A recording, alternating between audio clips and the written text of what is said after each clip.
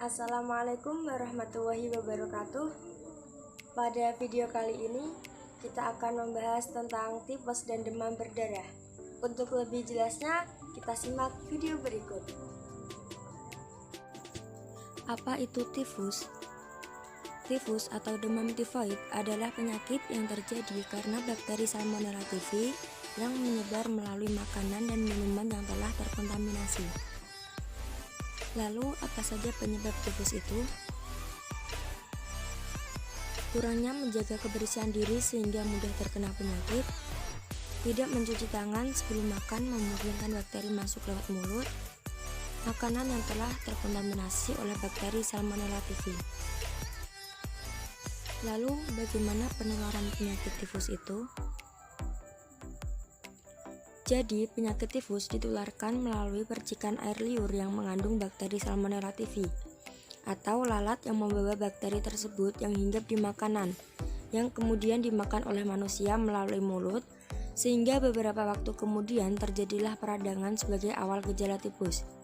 Kemudian pasien dilarikan ke rumah sakit.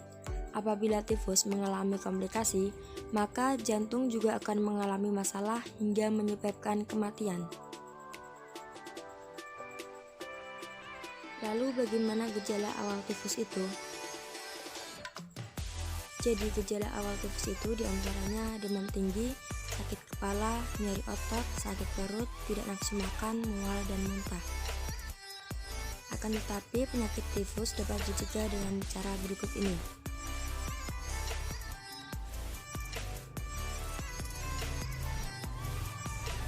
Lalu bagaimana jika kita terkena sakit tifus?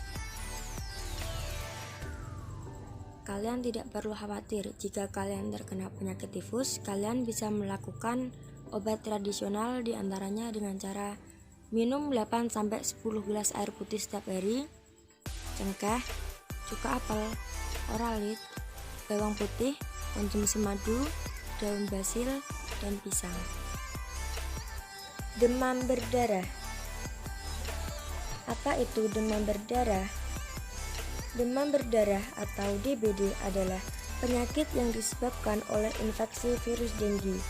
Virus ini masuk ke dalam tubuh manusia melalui gigitan nyamuk Aedes aegypti dan Aedes albopictus yang hidup di wilayah tropis dan subtropis.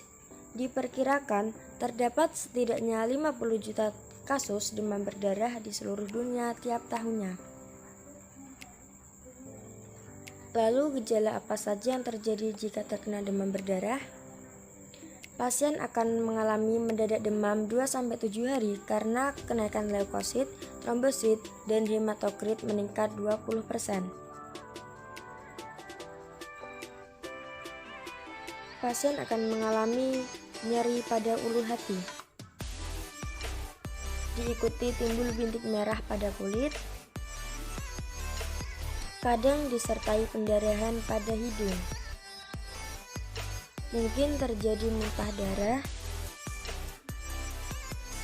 Bila parah, pasien merasa gelisah, tangan dan kaki dingin, serta berkeringat.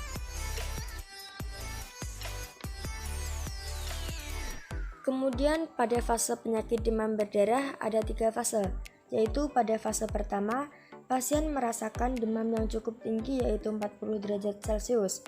Pada fase kedua, pasien mengalami turunnya demam hingga 37 derajat Celcius dan merasa dapat melakukan aktivitas kembali. Pada fase ketiga, pasien akan merasakan demam kembali atau disebut juga fase pemulihan, dan trombosit akan perlahan naik dan normal kembali. Kemudian bagaimana pencegahan dan pengobatan untuk demam berdarah? Untuk pencegahan demam berdarah dapat dilakukan metode 3M, yaitu menguras tempat penyimpanan air, menutup tempat penampungan air, dan mendaur ulang atau memanfaatkan kembali barang yang tidak terpakai. Untuk pengobatan demam berdarah dapat dilakukan dengan cara banyak beristirahat, banyak konsumsi air putih, konsumsi paracetamol, dan periksa ke dokter jika merasa muncul gejala demam berdarah.